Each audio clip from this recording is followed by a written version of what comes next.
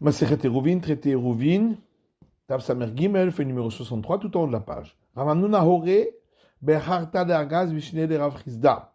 Rav Hanuna a enseigné à un endroit appelé Harta de Argaz, durant la vie de Rav Chizda, qui était son maître, mais ce n'était pas l'endroit où habitait son maître.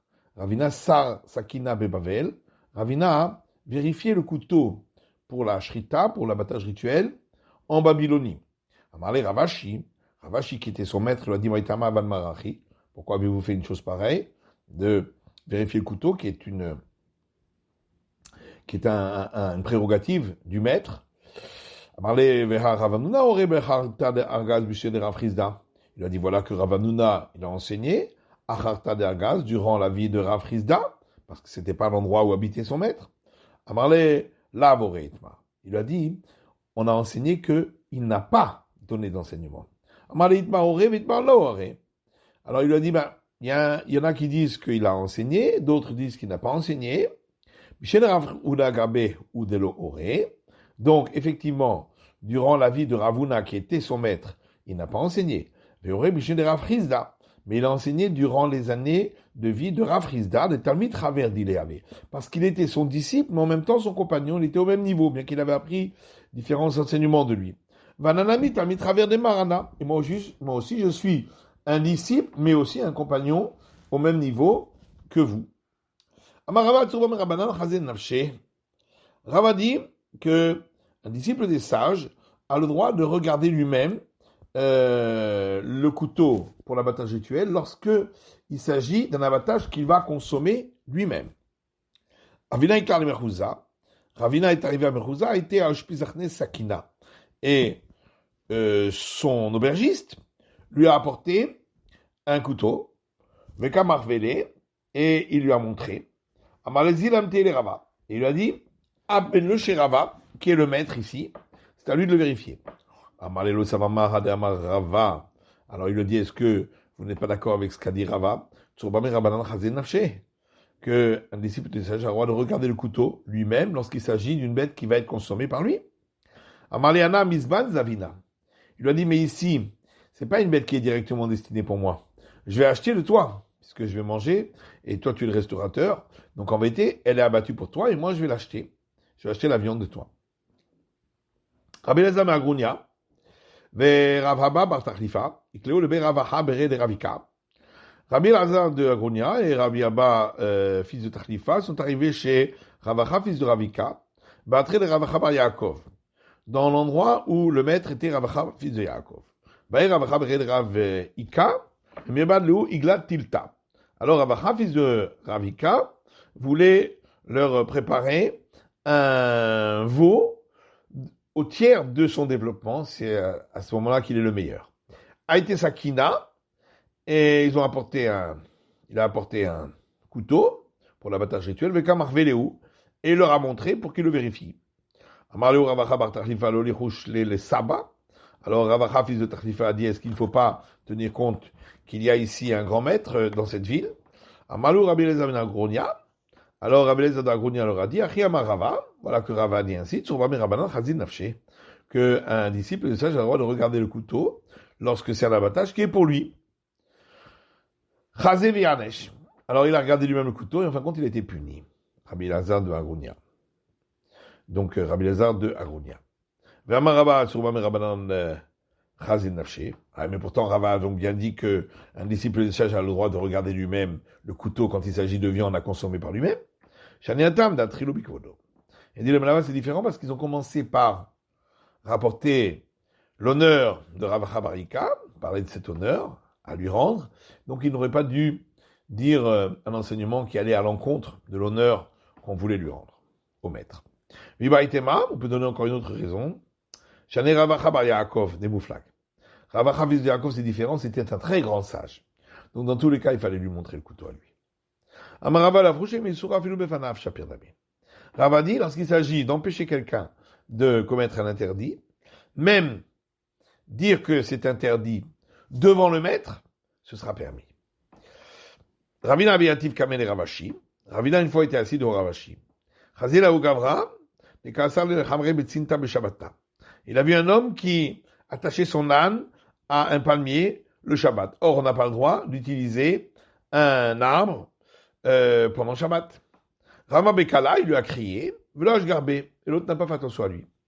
Amalelievia Gavra Beshamta. Il a dit alors cet homme-là, il faut le mettre en excommunication. Amaleka Gamna Mimit Raza Ke Afkeruta.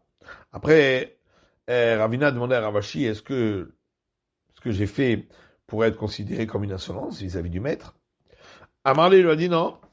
En Chochma, Ven Tibuna, Ven Aitza Negel Hashem. C'est marqué un verset dans les Proverbes. Il n'y a pas à tenir compte de la sagesse, ni de l'intelligence, ni des conseils face à l'éternel. On apprend de là que partout il risquerait d'y avoir une profanation du nom divin, comme ici, où il allait commettre un interdit, on ne doit pas tenir compte de l'honneur dû au maître. Amarava befanav asur v'chayam mita. Rava dit celui qui donne un enseignement pour une application pratique devant le maître, alors c'est interdit et il est passible de mort. Chez l'obefanav, si c'est pas devant le maître, asur v'chayam mita, c'est interdit mais il n'est pas passible de mort. Mais chez l'obefanav lo, et la Gemara demande est-ce que vraiment si c'est pas devant le maître, il n'y aurait pas la peine de mort. Va Tanya, pourtant il y a une braïta qui dit Rabbi Eliezer Omer, Rabbi Eliezer dit Lometu ben Aaron ad she'oru alacha bifnei Moshe Rabban. Les fils de Aaron ne sont morts que lorsqu'ils ont enseigné un enseignement devant Moshe leur maître. Maïlaouch, quel enseignement ils ont dit? Venatu ben Aaron la Kohen Eish al Mizbeach, c'est marqué dans le verset les fils d'Aaron le prêtre mettront un feu sur l'autel. Et ils ont dit de là, on déduit que bien que le feu descende du ciel sur l'autel, il faut que un homme simple, comme ici les prêtres, apporte lui aussi du feu.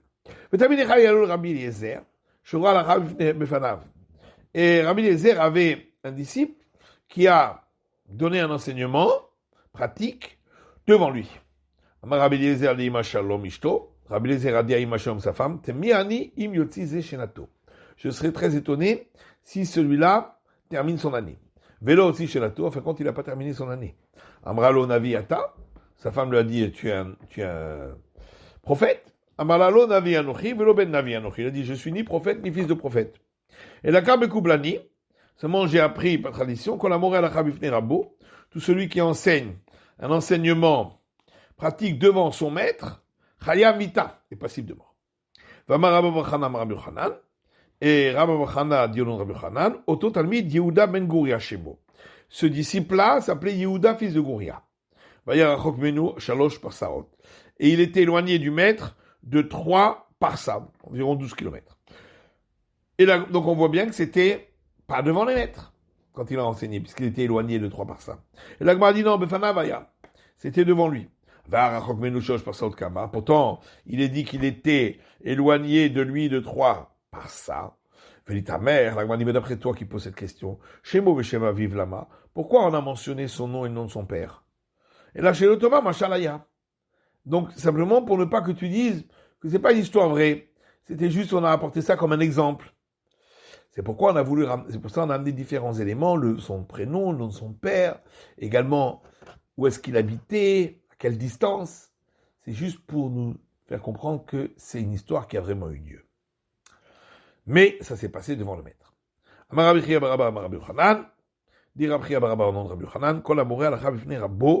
Tout celui qui enseigne un enseignement pratique devant son maître, il mérite d'être mordu par un serpent. Chez Neymar, comme il est écrit. Elihu ben Berach el Abouzi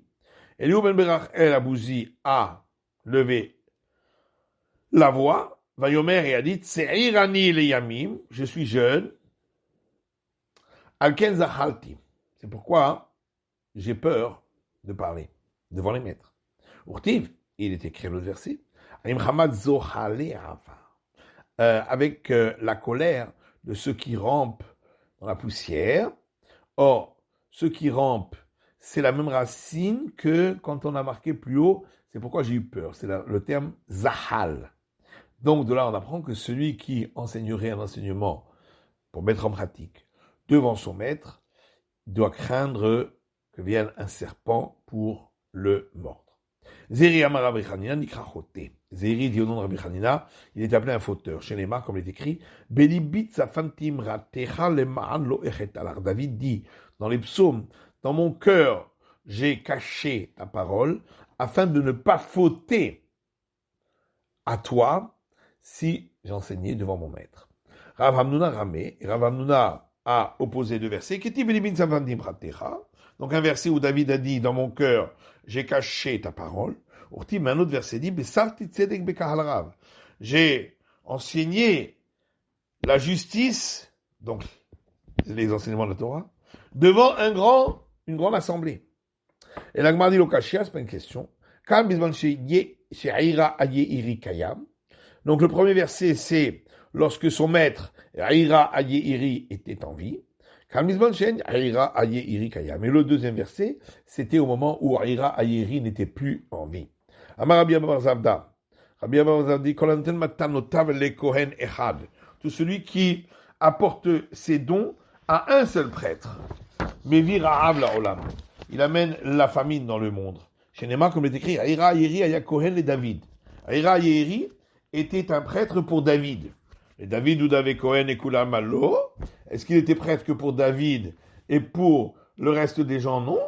Et là, Shayam Meshager lo matenotav. Seulement David lui a envoyé ses dons. Urtiv Batré, il est écrit juste après, Vaïhi Ra'ab Bimé David. Il y a eu la famine au temps de David. Rabbi Eliezer Omer. Rabbi Eliezer dit Moridin Oto Migdulato. Celui qui donne un enseignement à mettre en pratique, lorsqu'il y a son maître, on le fait descendre de la haute fonction qu'il avait. Chez Neymar, comme il est écrit, Vayomer Elazar Kohen El Sava Vegomer, Elazar le prêtre a dit aux hommes de l'armée, etc. Donc il leur a enseigné les règles de la cachérisation. Bien qu'il leur a dit explicitement, c'est aux frères de mon père, donc à Moshe, qu'on a donné cet ordre, mais à moi on ne l'avait pas donné. Il a quand même été puni. Dirtiv, comme il est écrit, que Yoshua, Josué, le disciple de Moïse, devra se tenir debout devant Elazar le prêtre pour lui demander les directives à travers le pectoral du prêtre, du grand prêtre. On n'a jamais vu que Yoshua, Josué, ait eu besoin d'aller chez Elazar pour lui demander des choses pareilles. Donc on voit qu'Elazar a été quelque part, on lui a enlevé cette fonction. Amar Rav Levi, kolam demotim mila kamerabe, dit Rav Levi, tout celui qui apporte un enseignement devant son maître, azil ishol belo valad, il ira dans l'abîme, il mourra sans avoir eu d'enfant. Chez Neymar, comme il est écrit, et Yoshua ben Nun a élevé la voix, lui qui était celui qui servait Moshe parmi ces jeunes gens. Et il a dit, mon maître Moshe, détruis-les, en parlant d'Eldad et Médad. Donc il a donné un enseignement devant lui. Ortiv, il est écrit, Nun Beno, Yoshua Beno. Dans le livre des Chroniques, quand on parle des différentes générations des descendants de la tribu d'Éphraïm, Nun, son fils, Yoshua, son fils. Et ça s'arrête là. Ce qui montre bien que Yoshua n'a pas eu d'enfant. Ou plus de Rabbi Abba Papa, et c'est en opposition avec l'enseignement de Rabbi Abba Papa. D'Amar Rabbi Abba Papa, l'onérage Yoshua, la bichu chez Vitel et Israël, Laïla, Khan Mipiriga, Rivia. Rabbi Abba Papa a dit que Yoshua n'a été puni, donc de ne pas avoir d'enfant, que parce qu'il a empêché les enfants d'Israël pendant une nuit d'accomplir le commandement de procréation. Chez Neymar, comme il est dit, et ce fut lorsque Yoshua était à Jéricho, il a levé les yeux, il a vu un homme qui était devant lui qui brandissait une épée. Il est écrit, il lui a dit non pas, car je suis le prince de l'armée de l'Éternel et je suis venu maintenant. Etc. Amarlo, il lui a dit, hier, vous avez fait cesser d'apporter le sacrifice quotidien du soir, parce que vous avez fait le siège de Jéricho, et vous n'auriez pas dû. Maintenant, cette nuit, vous cessez d'étudier la Torah également pour ce siège, de manière indue. Allez, Bata, il lui dit, à cause de quelle faute tu es venu? Malo atabati. Il a dit, je suis venu pour maintenant, pour la faute d'avoir cessé l'étude de la Torah. Miyad, immédiatement, Maïla Yoshua, Balayla Ahu Betor Haimek, Josué s'est repenti, et la fois d'après, quand ils ont fait le siège de la ville de Haï, Yoshua est parti cette nuit-là, et il est allé dans la vallée profonde, vers Rabbi Yochanan, et Rabbi Yochanan explique, ce qui veut dire qu'il est allé étudier les profondeurs de la loi de la Torah. Or, nous avons appris par tradition que tout le temps où l'arche sainte et la présence divine ne se trouvent pas à leur endroit, comme lorsqu'on va faire le siège à la guerre, Asurim et Tashvishamita, ils n'ont pas le droit d'avoir des relations conjugales. Et donc, il leur a fait cesser également la possibilité d'accomplir le commandement de procréation. Amar Shmuel Barinia, Mishmei de Rav. A dit Shmuel Barinia, Rav Shmuel Barinia au nom de Rav. Gadol Talmud Torah yoter me'akravat temidin. L'étude de la Torah est encore plus importante qu'apporter les sacrifices quotidiens. Damale atabati, puisqu'il lui a dit, je suis venu pour cette faute-là de maintenant, qui est l'étude de la Torah. Amar Abrona Amarav. Dit Abrona au nom de Rav. Kol Hashem bekil'a, chez Ish ve'ishto sheruiba. Tout celui qui dort dans une pièce où se trouvent un homme et sa femme, Allah vakatuv omer, c'est sur lui que le verset dit, Neshe amit tegarshun mevetarnugeha. Les femmes de mon peuple, vous les renvoyez de la maison de leur plaisir, puisque ils ne peuvent plus avoir de relations ensemble, puisqu'il y a un étranger. Rav Yosef afilu mishonida. Et Rav Yosef dit, même si sa femme était impure, parce qu'il les empêche de discuter, de bavarder ensemble. Rav Amari mishonida, qui t'avoue la bracha. Rav dit, mais si sa femme est impure, au contraire, devrait en recevoir une bénédiction, puisqu'il les empêche de fauter. Veloïm, en vérité, c'est pas juste. Dernaïnaman natre, puisque jusqu'à maintenant, qui les a gardés? Eux-mêmes se sont gardés de fauter. Donc, c'est pas lui qui vient pour les garder de fauter. Alors, mais voilà, avait d'ailleurs Lahman Baristak, on revient à notre problème du Hérouv. Il y avait une fois une ruelle où habitait là-bas un non-juif du nom de Lahman Baristak. Et ils lui ont dit, loue-nous ta propriété, ainsi pour pouvoir porter le Shabbat. Lo Garléo n'a pas voulu le faire. À toi brûler l'Abaye, ils sont partis lui dire à Abaye. Il leur a dit, il faut que vous annuliez chacun sa propriété sur les lieux communs à une seule personne, tous à la même personne. Avele Yachid, ainsi il deviendra le seul propriétaire, bim comme Nochi, face aux non-juifs. Yachid comme Nochi, lo asar. Et lorsqu'il y a un seul juif avec un non-juif, il n'y a plus d'interdit. Amole midehuta maïla de loshriach de. Ils ont dit, mais toute la raison pour laquelle on a permis quand il y a un seul juif, c'est parce que c'est pas habituel qu'un seul juif vienne vivre avec des non-juifs. Mais ici, voilà qu'il y en a plusieurs qui habitent ensemble. Donc c'est quelque chose de beaucoup plus courant, donc c'est sûr que les agents interdits.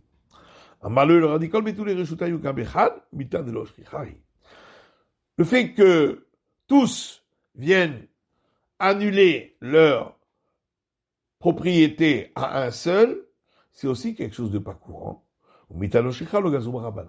Lorsqu'une chose n'est pas courante, les sages n'ont pas interdit. C'est la fin de l'étude de la feuille numéro 63.